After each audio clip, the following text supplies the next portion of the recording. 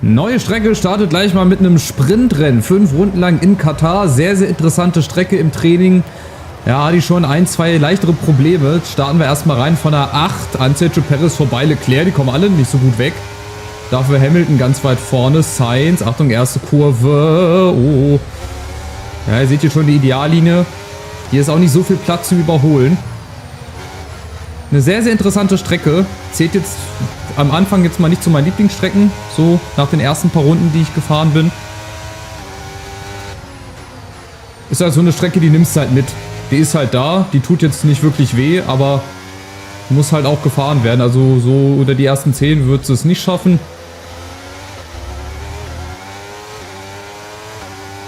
Gerade Sektor 3, das ist aber sehr, sehr interessant.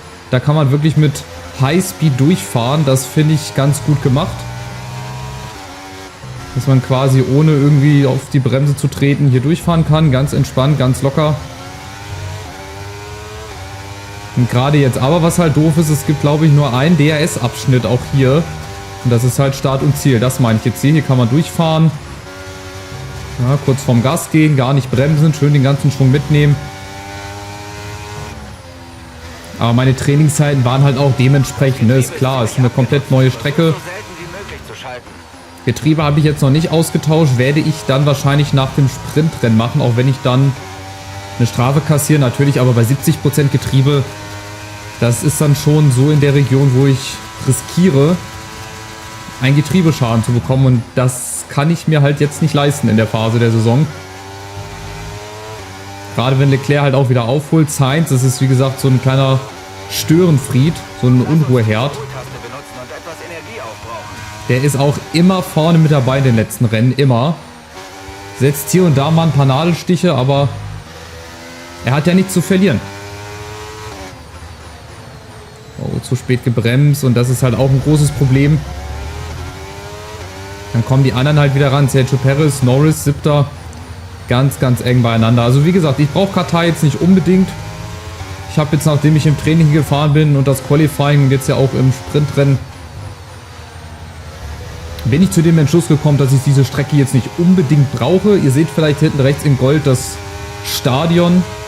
Ich weiß jetzt nicht, welches Stadion es ist, aber auf jeden Fall ein Fußballstadion. Hier sieht man es nochmal ein bisschen besser. Naja, und die Formel 1 Strecke, die wurde halt auch zusätzlich hier angebaut. Ist ja klar, dass sie nicht einfach schon vorher da war und nur abgegrenzt wurde. Die wurde halt extra dafür gebaut. Ich brauche sie nicht. Ich bin da jetzt nicht so ein großer Fan von, aber gut, mich fragt ja auch keiner. Von daher ist es so ein Ding, einmal fahren und dann ist gut.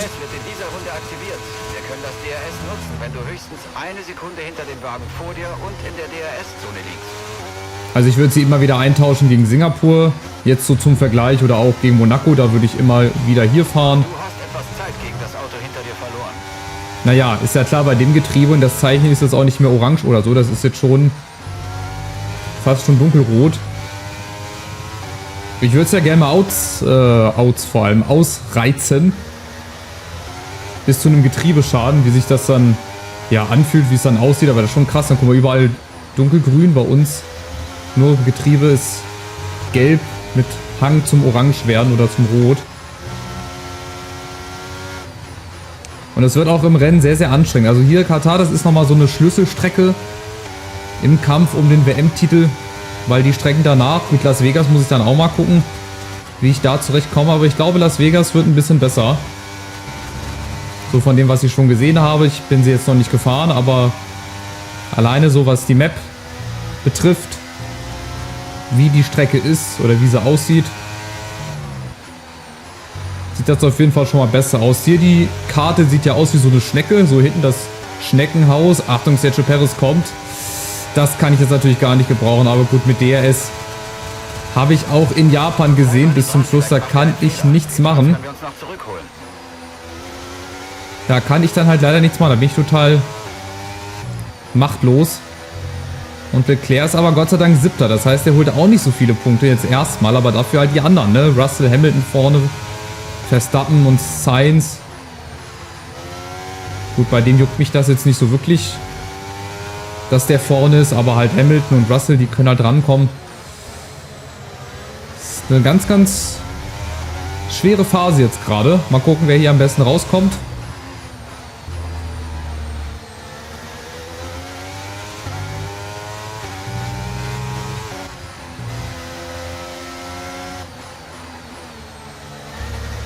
Hier schleiche ich auch wieder teilweise um die Kurven rum. Also hier gewisse Abschnitte, die muss ich dann auch einfach besser nehmen. Achtung, es kommt Leclerc. Versucht hier innen vorbei. Achtung, oh, jetzt wird es ein Zweikampf hier. Achtung, Leclerc nicht drehen. Da hatte ich schon den roten Pfeil wieder gesehen. Und ich bin kurz mal alle möglichen Szenarien im Kopf durchgegangen, was passieren würde, wenn er mich gedreht hätte. Aber gut, letzte Runde jetzt wahrscheinlich, genau. Dann nehmen wir wenigstens 3 Punkte. Gibt es 3 Punkte auf dem 6. Platz? Ich glaube. Ab Platz 8 geht es ja los mit den Punkten im Sprint drin und dann muss das Getriebe raus. Die letzte Runde läuft. Letzte Runde. Auch wenn ich es nicht gerne sage, aber das Getriebe muss dann halt nochmal ausgetauscht werden. Ich werde ansonsten hier durchgereicht. Rennen für Rennen und das kann ich mir nicht erlauben. Auch wenn ich ein paar Punkte Vorsprung habe, aber der keine 2 entsprechenden Rennausgang auch wieder zusammenschmelzen.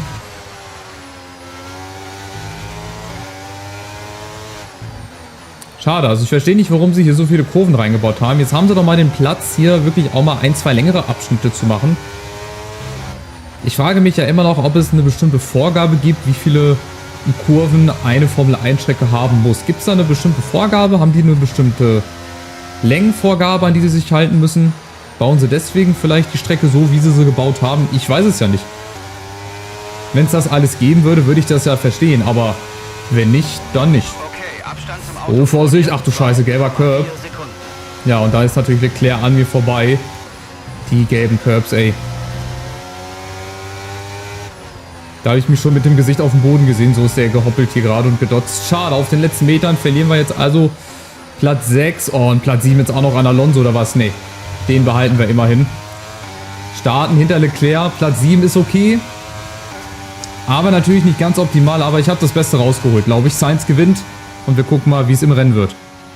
Das ist das Ende des Rennens. Wir sehen uns im Parc Fermé.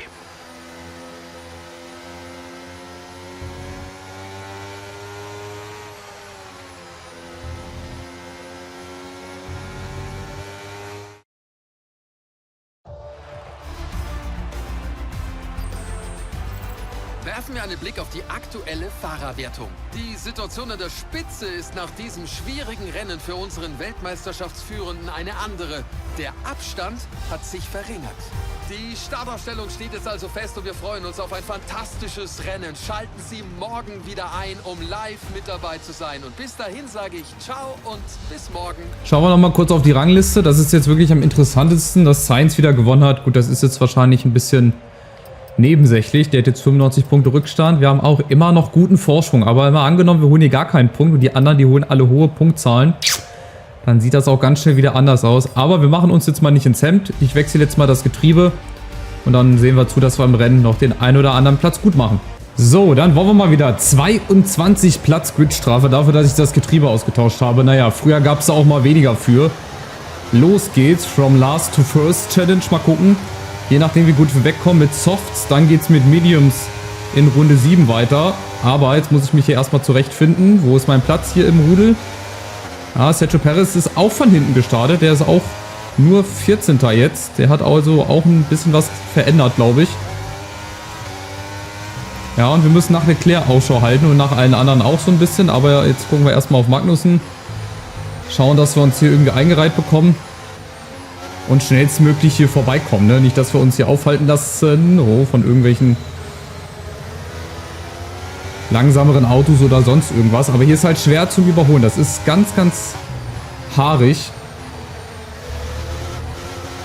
Du hast im Prinzip hier eine Chance. Oder nach dieser Kurve hier, wenn du vom Gas gehst. Oder wenn du nicht vom Gas gehst. Mit ERS, ansonsten auf Start und Ziel. Ist hier echt sau eng. Sehr, sehr wenig Platz. Das meine ich hier. Oh, Vorsicht, die gelben Curbs wieder. Hier hast du halt auch wenig Chancen zum Überholen. Aber ich muss, irgendwo muss ich.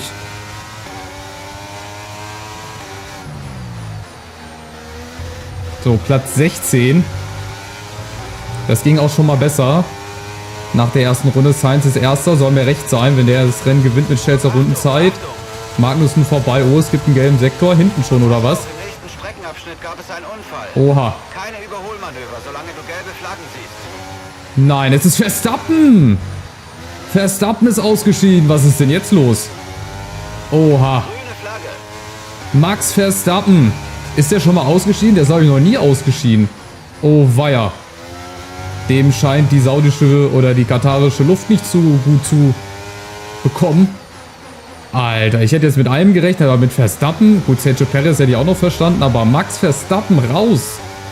Wegen Motorschaden, das ist natürlich eine Sensation hier. Das ist eine faustdicke Überraschung. Gut für uns, das heißt ein Konkurrent weniger, der näher an uns rankommt.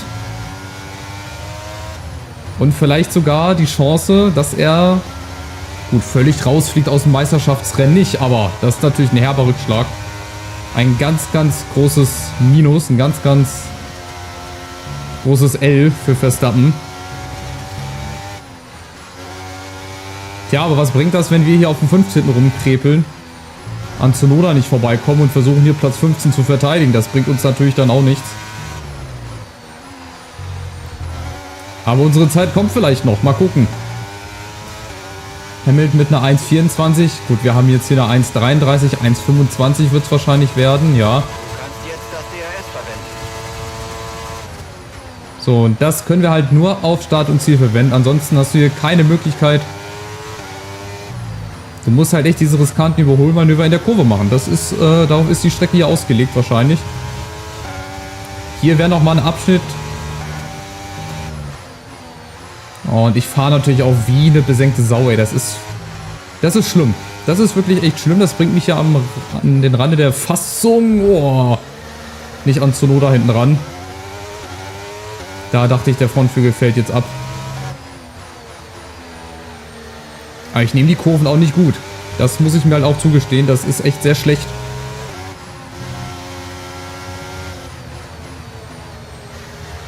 Aber wie gesagt, ich kann mich mit der Strecke nicht anfreunden. Ich werde da nicht warm mit.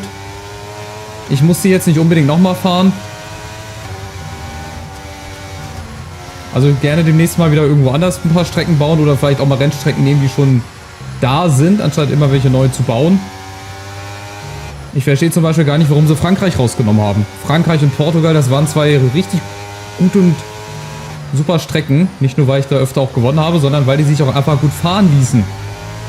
Besonders Frankreich, womit ich ja auch am Anfang so meine Probleme hatte. Aber da habe ich mich dann auch reingefuchst. Ich glaube, bei Katar, da werde ich mich auch in 10 Jahren nicht reinfuchsen. Teamkollegen liegt bei 5,0 Sekunden. Ja, und mit Platz 15 ist das bislang so das schwächste Rennen der Saison.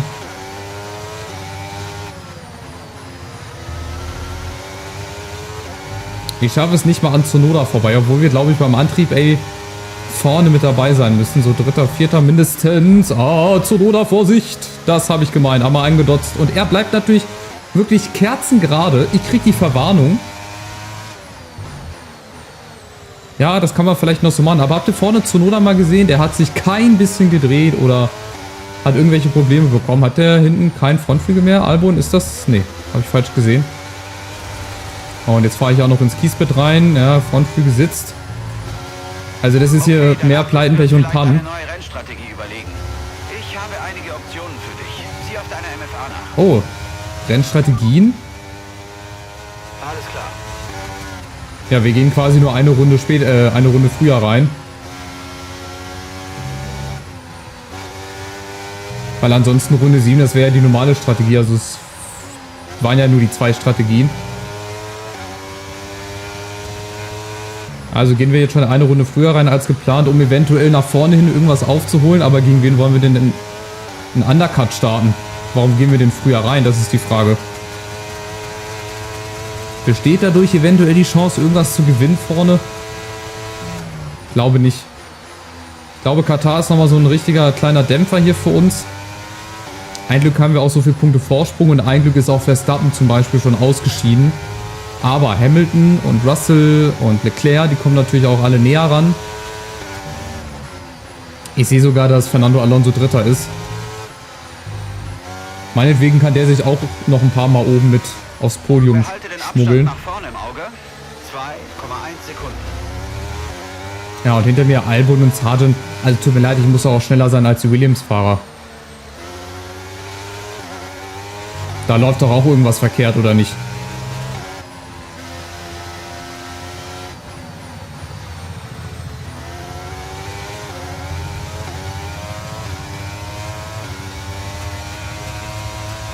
Nee, so einen richtig großen Vorsprung rausfahren werde ich hier nicht. Liegt natürlich auch an mir, an der Strecke, weiß ich jetzt nicht unbedingt. Die Strecke ist halt so, wie sie ist, aber liegt halt an mir. Weil ich sie halt nicht unbedingt gut fahren kann. So, und ich bin gespannt, was der Boxenstopp bringen soll. Ob uns das nach vorne bringt oder nicht, ob wir da durch Zeit gewinnen. Wir werden sehen. Wir sind wahrscheinlich auch die Einzigen, die jetzt reingehen. Gehe ich mal von aus. Oh, Albon kommt an. Versuche natürlich noch zuzumachen, was irgendwie geht. Oh, und dann komme ich so weit nach außen. Oh, ne, vergiss es. Und Sargent auch noch an mir vorbei, natürlich. Jetzt habe ich 2 Williams-Fahrer vorbeigelassen. Also das Rennen, das kann ich vergessen. Das ist leider heute buchstäblich in den Sand gesetzt hier in der Wüste. Da kann ich auch nichts mehr gegen machen. Da werde ich nicht mehr viel aufholen. Ich werde auch nicht mehr 10. Außer Safety Car spielt jetzt mit und alle anderen gehen später rein als ich. Sei vorsichtig, wir vermuten, dass du bald etwas an Grip verlieren wirst. Ich verliere gleich noch was ganz anderes hier, außer den Grip. Aber das müssen wir uns dann halt heute mal eingestehen, oder ich mir, dass ich eine Strecke hatte, die ich halt nicht so gut fahren kann. Nicht so ein gutes Sprintrennen gefahren habe. Der Start mir eigentlich auch, ja gut, der Start. Das war klar mit dem Getriebewechsel, dass ich von ganz hinten starte, dass ich da auch diesmal nicht so viele Plätze gewonnen habe, weil es halt die Strecke auch nicht hergegeben hat. So viel Platz hatte ich dann halt auch nicht, so wie ich das bei den anderen Strecken hatte. Dann ist es halt so, dann muss es halt auch mal so ein Rennen geben. Auch das werden wir irgendwie verkraften, seelisch und moralisch. Bin ich ganz, ganz fest von überzeugt. So, es gehen noch andere Fahrer rein? Nee. Oder habe ich das falsch gesehen? Bin ich der Einzige? Ja, ich bin, glaube ich, der Einzige, jo. Der bis dann reingeht. Ich bin sehr, sehr gespannt. Auch eine längere Boxengasse, habe ich das Gefühl. So, mal schauen. Verstappen ist ja schon ausgeschieden. Krass, hätte ich auch nicht gedacht, dass der auch mal ausscheidet. So, guter Boxenstopp. Perfekt gelaufen. Wir sind stolz auf dich und die Crew. So, jetzt müssen wir mal gucken, die Sekunden. 18, 19 Sekunden, das wird nicht viel bringen. Wir werden wahrscheinlich hinter den Williams wieder rauskommen. Das war totaler Humbug, glaube ich. 25 Sekunden. Okay, bleib hinter der weißen Linie an der Ausfahrt. Wir kriegen eine Strafe für gefährliches Fahren, falls du auf die Strecke fährst. Tja, was machen wir jetzt mit dem Rennen? Ich kann ja das Auto auch nicht einfach abstellen. Also so wie in echt, da habe ich jetzt schon öfter gesehen, wo besonders die beiden Williams dann ihre Autos abgestellt haben, oder? Nee, Alpine war das, glaube ich. Wo, glaube ich, Ocon und, wer ist sein Teampartner? Wo die beide ihre Autos abgestellt haben. Das kann ich ja hier leider nicht machen. Also ich muss noch irgendwas versuchen. Mal gucken, vielleicht passiert noch ein Wunder. Vielleicht kommt ja ausgerechnet dann, wenn die an der Boxengasse vorbeifahren, ein Safety Car. Aber gut, ist halt mal ein Rennen, wo nichts klappt, wo nicht so viel funktioniert hat. Aber gut, frag mal bei Verstappen nach, dem geht es nicht viel besser. Der erste Schwung geht jetzt schon mal rein, aber den werde ich halt nicht sehen. Den werde ich auf der Strecke nicht sehen.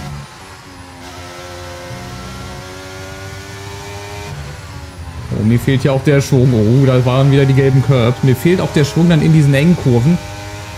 Und die gelben Curbs, habt ihr ja gerade gesehen, wie die mir einen Strich durch die Rechnung machen. Da werde ich vorne nicht viel machen können. Da ist Magnussen, glaube ich, noch. Da geht nicht viel. Da kommen sie jetzt alle wieder raus. Vor Albon immerhin. Magnussen da vorne. Und Bottas auf der 15. Die Taktik wird nicht aufgehen. Dein Vordermann hat soeben auf Mediums umgestellt. Vordermann jetzt auf Mediums unterwegs. Und ich glaube, auch für Platz 10 wird das nicht reichen. Da kann ich jetzt noch so viel hin und her hoffen und philosophieren. Das wird nichts werden. Wir fahren jetzt hier noch das Rennen natürlich zu Ende. Also ich schalte jetzt hier nicht mit Absicht aus. Wäre totaler Blödsinn, totaler Quatsch. Es kann ja immer noch was gehen. Es kann ja immer noch mal auf den letzten Runden irgendeiner einknicken. Irgendeiner macht einen Fehler. Hat man ja in Singapur zum Beispiel auch gesehen. Lando kommt an die Box. Lando an der Box. Jetzt schon an der Boxengasse. Seht ihr mal, wie viel Vorsprung der hat. Der fährt auch ganz gut mit vorne. Vielleicht holt er ja mal auch wieder ein paar Punkte fürs Team. Dann setze ich diesmal aus. 3 Sekunden Vorsprung vor deinem Hintermann. 3 Sekunden.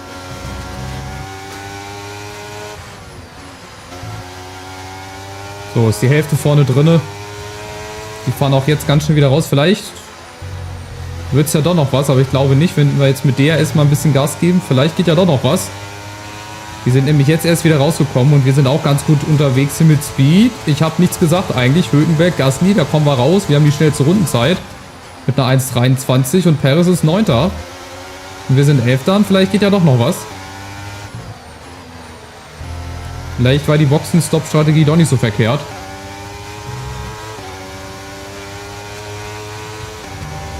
Je nachdem, was wir jetzt hier halt noch machen auf der Strecke, ne? Wie gut wie die fahren, was vorne noch los ist.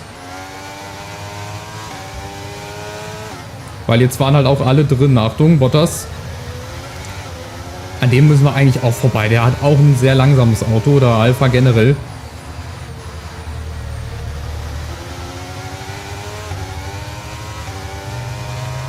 Ja gut, vielleicht noch ein Punkt. Einer ist besser als gar keiner.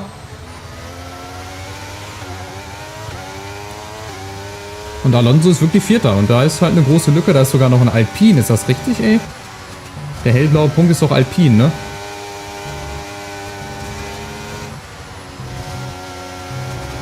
So, auch hier halbwegs durchgekommen. Schnell diesmal, jawohl. Und jetzt kriegen wir auch DRS Bottas gegenüber. Hinten haben wir ein bisschen Ruhe vor Magnussen. So, und hier einen guten Exit haben und dann raus und dann an Bottas vorbei, oder? Wird, glaube ich, noch nichts. 0,3. Nee, das wird noch nichts. Da kommen wir nicht ran. Da kommen wir nicht ganz ran, dass wir vorbeifahren können. Oder... Nee. Nee, das riskiere ich nicht. Jetzt, wo ich noch Chancen habe, Platz 10 zu erreichen, werde ich das, glaube ich, nicht riskieren.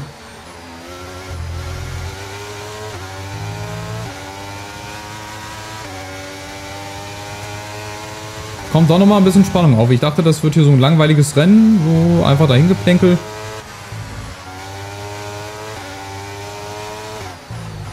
Ja, in dem Flutlichtmeer hier von Katar ist ja Wahnsinn, wie viele Flutlichtmasten hier auch stehen, ne? Etwa 5 Runden kommen wir mit dem Benzin noch aus.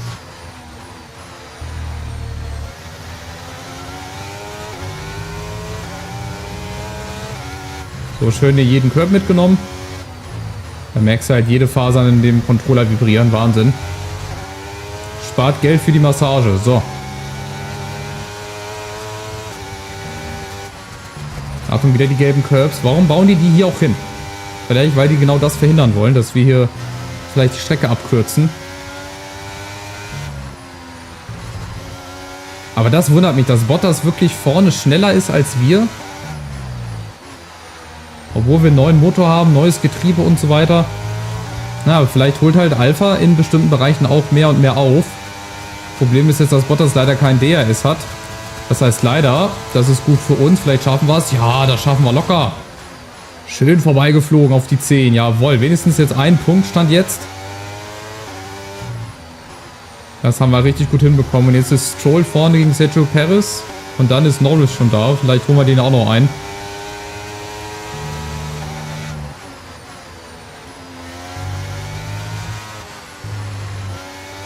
Nee, das ist auch nach wie vor nicht gut gefahren hier. Die Kurven teilweise zu spät angebremst. Und dann kommt es natürlich auch nicht flüssig raus. Das ist... Nee, das ist schlecht. Das ist heute wirklich schlecht. Das muss ich mir auch selber zugestehen. Auch hier schleiche ich wieder um die Ecke rum. Aber das kriegen wir hin. Wie gesagt, ich denke mal, seelisch und moralisch komme ich damit zurecht.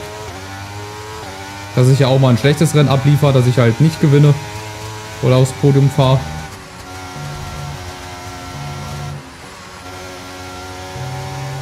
Wobei, ich hätte ja dann 2 Punkte. Ich habe ja bislang noch die schnellste Rennrunde, also immer mal langsam hier. 2 Punkte immerhin. Wieder 2 Punkte mehr, je nachdem wer jetzt vorne ist, Leclerc oder Sainz. Achtung, wieder die gelben Curbs. Ey, das machen die voll mit Absicht, wirklich. Oh, und Bottas, ey, das gibt's nicht. Okay, wir haben eine Position verloren. Wir sind um einen Platz zurückgefallen. Das kann auch schon wieder nicht wahr sein, oder? Ich ziehe auf die Ideallinie rüber und Bottas, der fährt mir genau so rein, dass ich mir ein Stück vom Frontflügel wieder anhaue. Danke, Bottas, sehr schön. Das auch wieder, es ist genau dasselbe. Das ist wieder ein perfekter Nachweis, wie dumm die KI eigentlich ist. Wirklich. Ich meine, ich kann nicht mehr machen, als auf der Ideallinie vor ihm zu sein. Mehr kann ich nicht machen. Und ja, jetzt kommt Gasly auch noch mit dazu. Jetzt werden wir leider doch wieder hinten durchgereicht. Das ist der helle Wahnsinn. Und ich bin auch der Einzige, der natürlich wieder gedreht wird. Ich kriege die nächste Verwarnung, alles klar. Jetzt driften wir wieder so in alte Zeiten hier ab. Etwa 3 Runden kommen wir mit dem Benzin noch aus. Aber das verstehe ich nicht. Macht die KI das mit Absicht oder habe ich irgendwas nicht mitbekommen? Ich bin doch hier klar vor denen auf der Ideallinie. Keine Ahnung, vielleicht ist es auch mal ein zu schlechter Fahrstil. Aber das ist wieder so etwas, das, weiß nicht, will nicht in meinen Kopf rein. Abstand zum vorausfahrenden Auto 2,1 Sekunden. Ja, jetzt kommen die Curbs natürlich auch wieder dazu, die mich hier gerade stehen lassen, die mein Auto gerade machen. Ja, also jetzt, spätestens jetzt kann ich die Punkte vergessen. Da nützt mir auch die schnellste Rundenzeit nichts. Dann kriegen immerhin die anderen nicht den extra Punkt, sollten sie jetzt nicht noch die schnellste Rundenzeit irgendwie innehaben.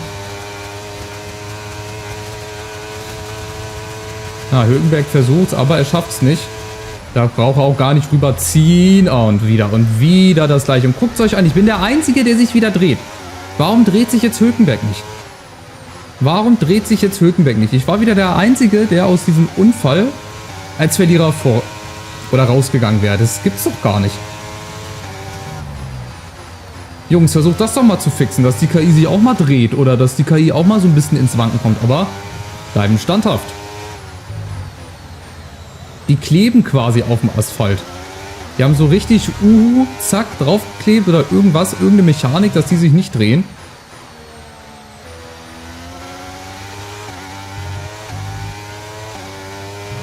Naja, hilft nichts. Aufregen oder nicht. Ist nun mal so. Katar ist nicht meine Strecke. Bleibe ich dabei. Die Strecke hätten sie auch wieder abreißen können. Brauche ich jetzt nicht unbedingt. Dann vielleicht doch lieber einmal mehr Singapur oder... Nee, Singapur auch nicht. Monaco brauche ich eigentlich auch nicht. Ich brauche wieder Frankreich. Ich brauche wieder Portugal. Das sind Strecken, die machen wenigstens Spaß zu fahren. Da liegt man auch gut auf der Strecke drauf. Da kann man auch mal öfter überholen. Da hat man auch mal mehrere Chancen. Und auch mal mehr DRS-Zonen, anstatt hier nur einer auf Start und Ziel, was ich jetzt nicht verstehen kann. Oh, aber Hülkenberg, ist das Hülkenberg noch im Haas? Der geht tatsächlich jetzt nochmal in die Boxengasse, warum auch immer. Das ist deine letzte Runde, die letzte Runde des Rennens. Verstehe den auch, wer möchte. Naja.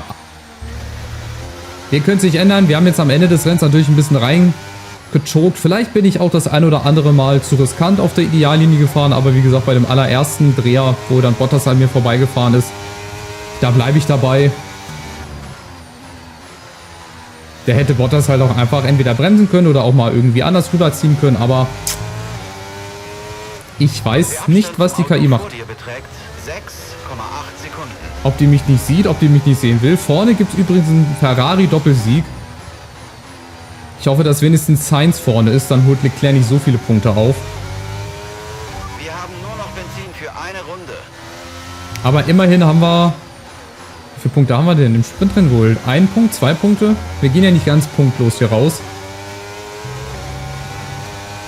Also schauen wir mal, was gleich für ein Name aufploppt. Da gibt es nochmal einen Führungswechsel. Wahrscheinlich in den letzten Sekunden. Leclerc hat es dann leider doch geschafft. Wahrscheinlich im letzten Moment noch an Sainz vorbei. Norris holt auch endlich mal wieder ein paar mehr Punkte. Gratulation. Und wir tragen hier das Auto mit einem kaputten Frontflügel rein in das Ziel. 9 Sekunden Rückstand hinter Bottas. Auf Platz 11, wie gesagt. Ich brauche Katar jetzt nicht unbedingt nochmal. Von mir aus dürfen sie die Strecke gerne wieder entfernen. Verliere ich doch noch einen Platz? Nein, aber ich komme hier irgendwie ganz komisch rein. Ins Ziel. Eine ganze Saison. Pass auf dein Auto auf, während du reinkommst. Jetzt sind wir doch noch 13. Da schließe 23 Rennen ab. Was war das denn jetzt am Ende?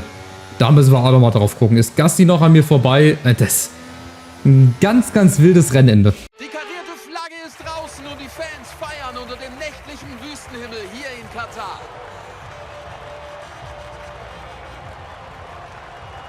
Was denkst du, Stefan? Wo hatten sie heute den entscheidenden Vorteil? Ich denke, die Konstanz war heute der Schlüssel zum Erfolg. Schnell sein ist eine gute Sache. Aber du musst eben Runde für Runde für Runde schnell sein.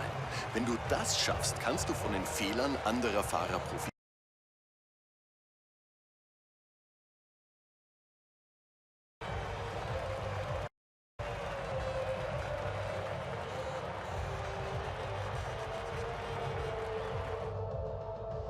Bei der Siegerehrung sehen wir den berühmten roten Anzug, der den Fans auf der ganzen Welt bekannt ist. Ein Weltklasse-Sieg für ein Weltklasse-Team. Ferrari hat es wieder einmal geschafft.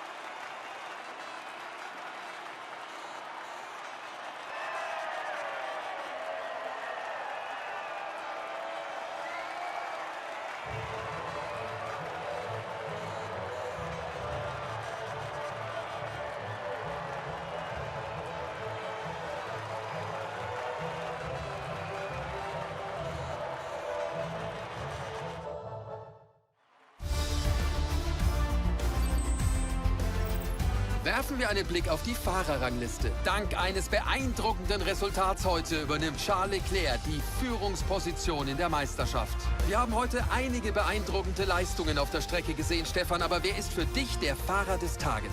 Charles Leclerc hat heute genau gezeigt, wie man mit der Strecke zurechtkommt. Er hat so gut wie keine Fehler gemacht, das war unglaublich. Kommen wir zu den Konstrukteuren. Mercedes hat die Führung in der Rangliste übernommen.